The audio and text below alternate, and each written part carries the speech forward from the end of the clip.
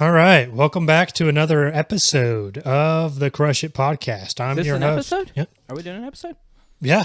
All right, it is episode. Oh, yeah. That's a good point. I don't know. What are we doing? Yeah, we'll post this as an episode Okay, cool. We're doing an episode. of the Crush It podcast, episode number 53. And, Pause for dramatic swallow.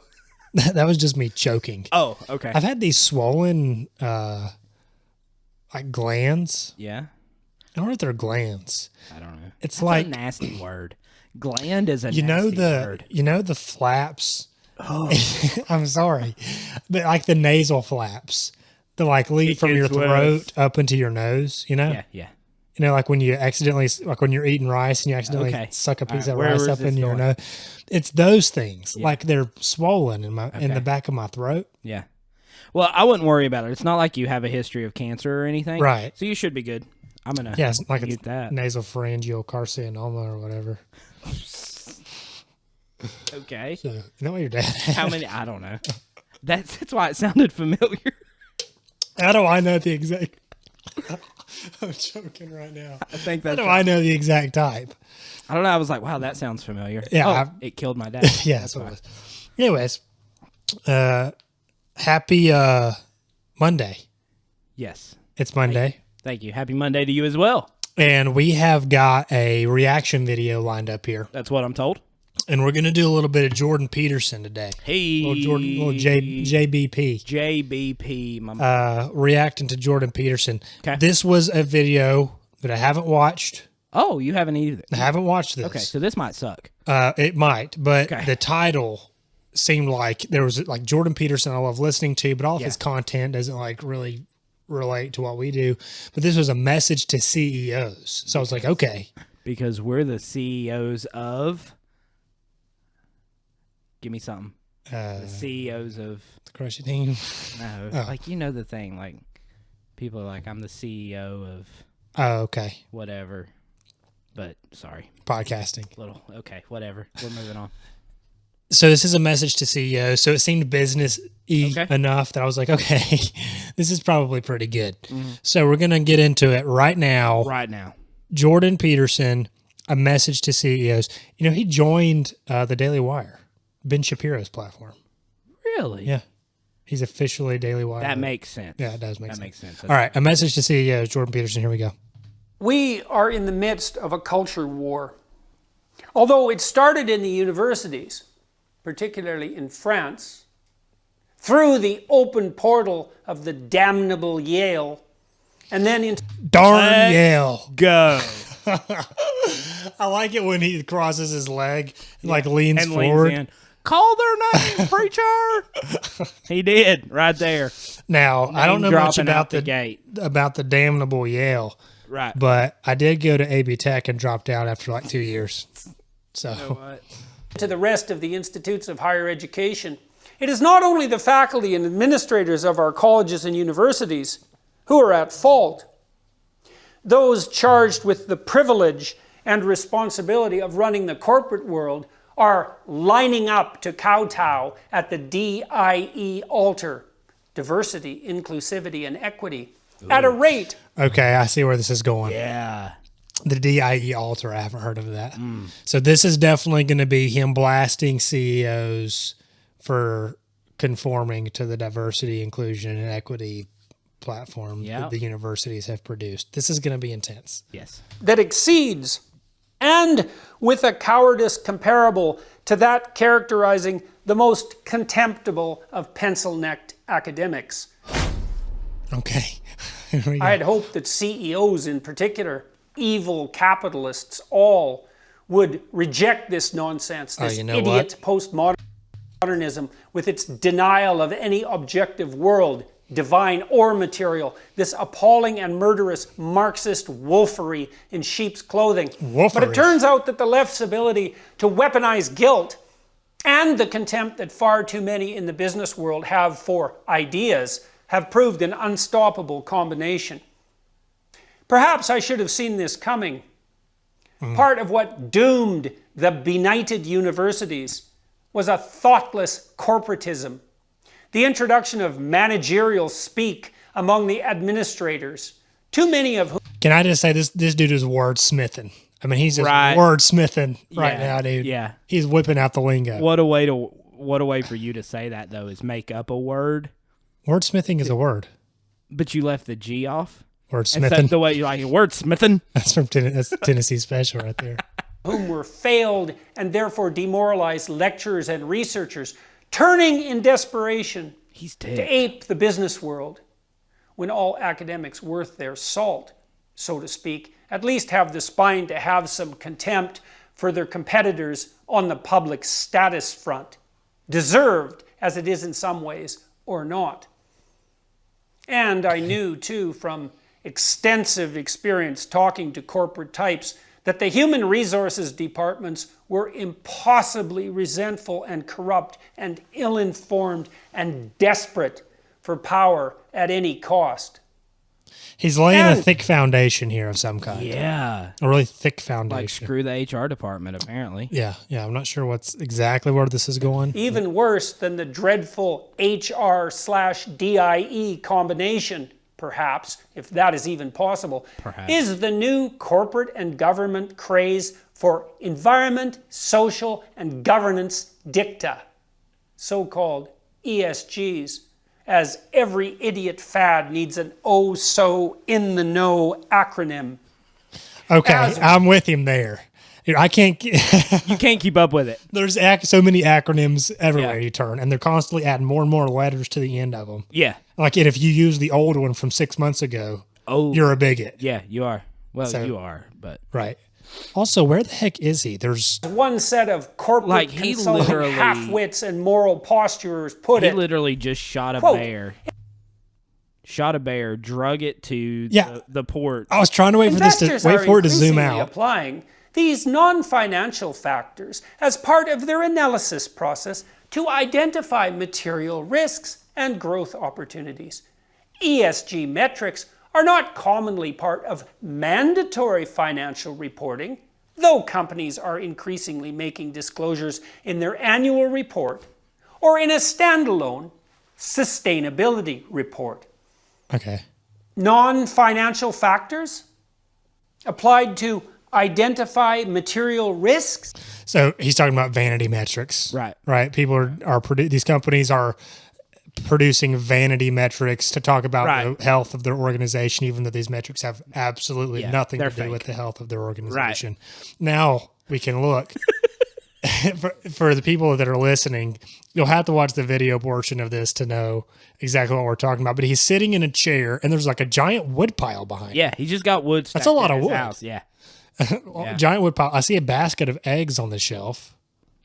Is that egg? There's eggs. There's like There's eggs on a the thing shelf. of free range eggs And back there. A quaint little lamp. A little the table lamp, beside a him. couple of books. Yeah. This is a very interesting setting. I'm digging it. Actually, kind of wish that our backdrop looked like this. Standalone Got an axe? sustainability reports? All this smacks of central planning, not to mention a low, shallow, self-justifying moralizing, which can and does in no wise stand in for genuine ethical action. Those planet-saving sustainability goals can simply and finally not be instituted from the top down, particularly not when they will be both formulated and enforced by people who are very interested in looking good, but very short on experience, ability, and wisdom. Okay.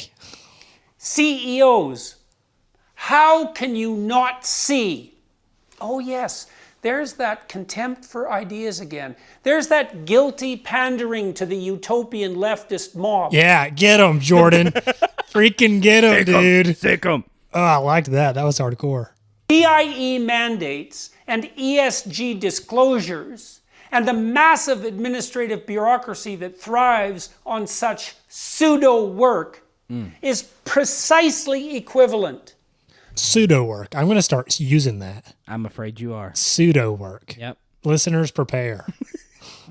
I will be using pseudo work in every episode of the podcast from this point onward. To the worst sort of fifth column. You CEOs are elevating the least competent people in your corporations. Hello. That's you, human resources personnel. Hello. Daggum. Wow, okay. How many All right. people are we going to tag in this? So he's talking about literally promoting people purely Yeah. because of identity politics. Yeah. Yikes. This is Jordan Peterson's finest. To the highest positions of decision making and company planning, turning over your hiring decisions to those deluded enough to think that diversity is a substitute for ability, and to believe that equity... Okay, dude. Like, this is not popular. No. Holy cow. This is not... I mean, could you see this? You see this everywhere. I mean, they literally give awards for like diversity and inclusion to businesses and stuff now. Which, I mean, this is Jordan Peterson talking. Of course it is. We're just listening. He's ripping. Holy cow. Absolutely ripping. merely means equality of opportunity. What does it mean? How about you take the time to find out? A hint. It means equality of outcome, a principle utterly and absolutely antithetical to every free market principle ever established, and a doctrine as opposed to the operations of the capitalist world as anything conceivable produced by the dread imagination of the hypothetical bastard child of Karl Marx and Michel Foucault. Yeah. Yes, sir. Wow. Yes. I mean, this He is just. said bastard child. I mean, this is just Jordan Bieber. Of Karl Marx and Michel Foucault. Michel Foucault. You know who that was, right? I don't. Michel Foucault is a French philosopher, I think, of some kind. And Marx, everyone knows Karl Marx, Marxism. Yeah. I'm pretty sure that I can't remember what Michel Foucault was known for. It was very I'm getting the vibe that it wasn't good. I'm pretty sure it was like very humanist, progressive humanist ideology, I think. Don't quote me on that. Gotcha. And if you can't see this, or worse, won't, then you are either too ignorant to be doing what you are doing, or willfully blind in precisely the manner that will usher in the darkest of days you can possibly imagine. Oh, jeez. And what of A lot of hope here, folks. ESG principles? Do I know of what I speak? Well, throughout 2010 and 2011, I worked with the sole Canadian contingent on the UN's 2012 Original Sustainability Plan document, Resilient People, Resilient Planet, a Future Worth Choosing. And I learned something about how such sausages were made. Although the so-called high-level panel charged with this overwhelming and Tower of Babel-esque task was hypothetically made up of the typical stellar luminaries, ex-presidents and prime ministers and their ilk. Isn't there a cryptocurrency called Stellar Lumens?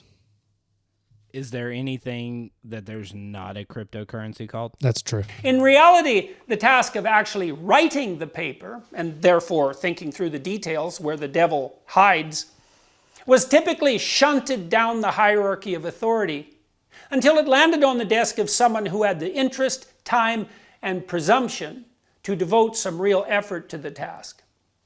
Someone like me.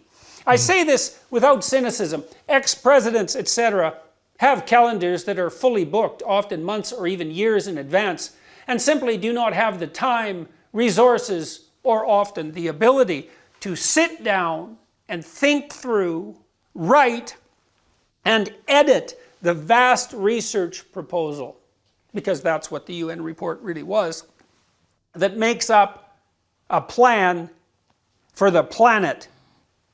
And who does? Who's an expert in planetary sustainability? No one. Oh. I love It's the too pause for complicated. dramatic. I know, just see how he like cuts his eyes a little bit and snaps Yeah. back really quick. Yeah, camera work was good there. And that's why we have a decentralized free market economy. Oh, captains of industry. Oh. 169 gold. Oh, that was a Dead Poet Society feeling right there. Oh, Captain. Good. Oh, Captain, my Goals, Captain. reduced without much thought to a still unwieldy 17. By what mechanism? By whose choice? With what evidence that such planning is desirable, to say nothing of possible, or more likely, counterproductive in an absolute sense? We have a decentralized free market economy so that the invisible hand, which is actually a gigantic distributed computational system, calculating adaptation to the transforming horizon of the future. My brain. So that the There's a lot of words. I like this dude's vocabulary. You know, is like, I don't want to massive. sound like a complete moron, Right. but a lot of words. Like, you've got to be able to, like, track. Like, it's like this. It's like I know what the words mean, but I can't imagine a scenario where I'm able to conjure them up in that string of sentences Yeah, so many of them in one sentence. in one place. You know, it's like, all right. And like, there's certain stuff that it's like, boom, that's good. But like, I feel like there's so much packed into every sentence. I'm like, Oh my okay, God. okay, yep, mm-hmm. Wow. Okay, Jordan. Here we are. invisible hand, the free choice of product and occupation characterizing billions of people, can guide us as unerringly and selfishly, thank God for that, as possible into the future. And this simply cannot be replaced by the utopian hand-waving of centralist, globalist planners, Okay. even if they are blessed with the charisma and brilliance of that consummate conference organizer, Klaus Schwab. Yeah, that son of a gun, Klaus Schwab. Don't you act like you know who that is. I'm glad somebody finally called him out. Yeah, Klaus Schwab's been getting on my nerves for years now. Is that Schwab Investors? No, that's Charles Schwab. That's right. That's The right. computations of the decentralized free market system, guided as it brother. must be by a necessary minimum of political constitutions and international treaties, simply cannot be replaced by brute force top-down machination, no matter how well-intentioned. I will give you $10 right now if you can tell me what machination is. Brute force top-down machination. Machination. Give me a Is definition. that machination or machination? I mean, depends on if you got a lisp. I mean, I don't know. okay. I'm just curious. Remember what the road to hell is paved with. We tried that with the bloody 5-year plans of Stalin and Mao. Right? Remember Yes. how that Oh, yeah. Yep. turned out? Yep. Nope. Yep. And if you think the comparison is ridiculous, I don't. then just start thinking about the 150 million people who will be hungry later this year. When the first results cow. of the decision to scuttle the energy industry in the name of planetary survival Yeah. roll out. Okay, now Okay, we're getting real. this is real. Yeah.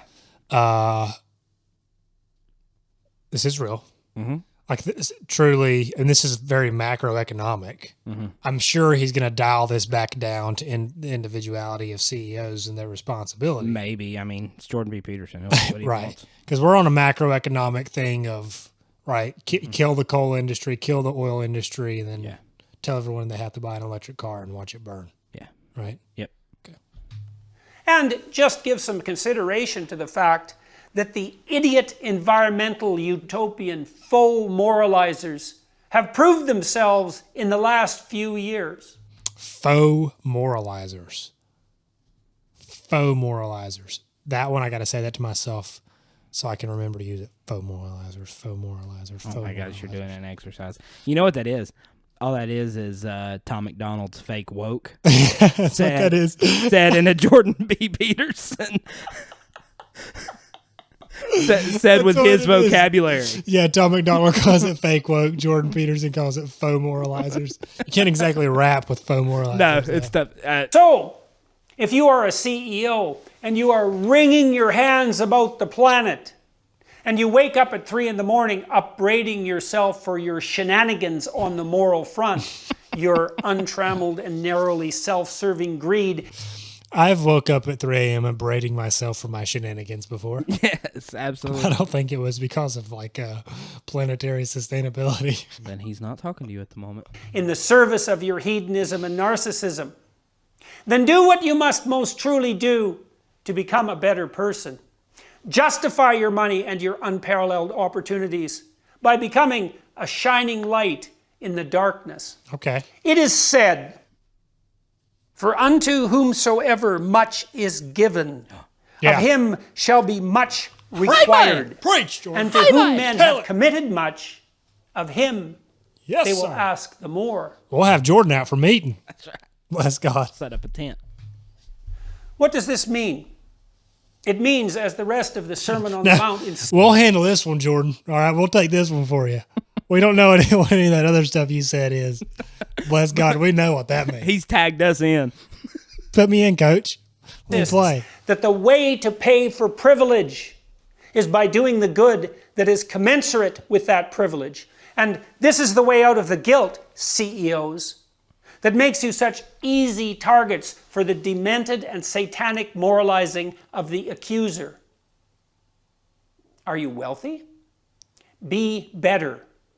Do so much good with your money and your other privileges that when the mob comes, you can say, "I have devoted myself truly to the highest good and can stand innocent before you and my own conscience." That's good. It is good. That's good. This is I'll invoke Dave Ramsey's name. The premise of the legacy journey. Yeah. He posted a thing on Facebook the other day, and it said money magnifies what you already are. 100%. Are you a bad person? Okay, if you get rich, you're going to be a horrible person. Yep. Right? Are you a good person? Okay, if you get rich, and this is obviously like a general rule, Right. then you're going to do More. well. You're going to be a good, wealthy person. And that's the thing. A lot of people who are listening, listen to the first half of this video, they're going to say that he's advocating for don't do anything good with your money. Don't Take be your money. responsible. Don't be responsible. Right. Don't use your money. But it's the exact opposite. He's saying do so much good that when this faux moralizers, when they show up, you can say, "No, I've done something real. something. Yeah, I actually did yeah, something. Yeah, I have nothing to be embarrassed of Right. here. It's good. Yeah. No vanity metrics. No. And you, mobsters, have you looked to your own redemption? Have you borne the responsibility of your own unexamined privilege? Buckle You up. who dwell equally in the exploitation and atrocity of the so-called imperialist West? Who exactly are you to call me and my talent and privilege out in the name of God? Oh, that's so hardcore. Who are you? Who are you to call me out in the name of God? Why are you using this for? Means that the new elite, the youthful privileged, get to have their cake and eat it too. They have all the stature and opportunity bestowed upon them and available to them as a consequence of their university affiliation and the hard work and ability that was required to open those doors. And then also all the moral high ground that accrues to the unjustly oppressed. That is just too much. That is just asking too much. Okay. To be privileged and victimized simultaneously. Just as it's too much for university professors to ask. And even more so, as it's too much for CEOs and other denizens of the executive suite to request. Denizens of the executive suite. Coming to a theater near you. The hardcore cover. This fall, get ready for Denizens of the executive suite. So, stop saving the world with the centralizers, globalists, narcissists, and eternal builders of the Tower of Babel. Yeah. Stand forth instead, as I said, as proudly evil capitalists. Do your fiduciary duty. Provide your customers and clients with what they need and want. And let the great invisible hand, that immense computational device, play its necessary role. Make your enterprise productive and profitable. Make yourself generous and abide by the dictates of your conscience. Do enough signal good so that your great wealth rests lightly on your shoulders. This is a more difficult task. Take note. The way this guy's talking to me right now. I'm ready to run through a brick I wall. was gonna say, Like, I'm ready to go. Like, what are we doing? this is romantic. Right. Like, honestly, like Yeah. the way he's Yeah. speaking is romantic almost. Yes. Note, than generating that wealth itself. Put the human resources DIE personnel back in their place. Stop hosting faux democratic town halls. Since when do you care what the stock boys think? Yeah. In a few decades, if they have the fortitude, ability, and industriousness, they will be sitting in your hard-won Absolutely. place There we go. and making the decisions that you are currently Absolutely. charged with making. Come on, son. Did you not earn that right? Then why forego it under moral pressure? Boom. And if the answer Yes. is guilty conscience, then straighten yourself out. Get your oppressive superego under control. Oh, Or this is what this is why people like Jordan Peterson. Yeah. It's because people want a dad. Yeah. Like, no offense. No, but seriously. Yeah. It's like the lack of father figures. Yeah. And he's just ringing Somebody them out. who'll just look you in the eye and tell you what you need to hear What and needs to not be give said. a crap. Yeah. He's whipping them. He's What you taking think his belt off and he's whipping them right now on the hind end. stop doing those possibly terrible and unworthy things that make you guilty when the mob knocks at your door. Stop making obeisance to the alphabet brigade. Stop educating your customers. Remember them? Oh, wait. I just got that. Stop paying obeisance to the alphabet brigade. He's talking about all of the acronyms. Oh, I'm so using that. Wow. Oh, the alphabet brigade. I As to freaking what love it. political opinions are acceptable. Stop with the faux communist pretense, unless you want to go there. And if you do, think again, sunshine. Stop pretending that there are 150 different genders. Oh, Is he the John Wayne of today? oh my. Is that what this is? This is so good. Like, wow. Think again, sunshine. I'm your huckle. He just said stop pretending there's 150 genders. Yeah, too. that was a bad stop. A bad place to stop it. And that it is your job to be so compassionate toward all narcissistic outsiders that you tempt children into ill-advised and terribly destructive surgery. Oh my God. Make the following pledge. Ooh. I will rename We're signing a human pledge. resources personnel, as those who performed that role were known in the so sensible 1950s. Yes. I will dispense forthwith with all the diversity, inclusivity, and equity consultants, flotsam, and jetsam. Those who have allowed themselves to be possessed by that ideology are not your friends. And if you are consorting with them to look good for reasons of greed and vanity, then think again, once again. Because the system of ideas that animates the woke moralists is dead set and in the most serious manner against you and everything you stand for, particularly when you are being genuinely good. More pledge. I will stop flirting with the grandiose ESG mavens. I will stop flirting with the grandiose ESG maidens. Hi, Mason. Isn't saving your company enough? Do you really have to so casually and thoughtlessly save the world too? Have some humility and stay in your already plenty large wheelhouse. And more on the pledge front. I will pay some more attention to the realm of philosophical, I will pay some more attention to the realm of philosophical, even theological ideas. Oh. As I said, and as so many are insisting, we are in a conceptual war, CEOs, and it goes all the way to the bottom. What side do you want to be on when the chips are down? Okay, now I have heard of this before, the race to the bottom. Mm-hmm. I like that analogy for sure. Don't be thinking you can play both sides against the middle. The deepest chasms of hell are reserved for those who play that game. Don't be thinking either that you can cheaply escape from the burdens of your responsibility with all that money and so-called power. That you can pull the wool over the eyes of the human resources moralists. That acquiescing to their insane demands will solve any problems whatsoever. Or that you will not be called upon directly to account for your privilege in the most real of senses. Pledge further.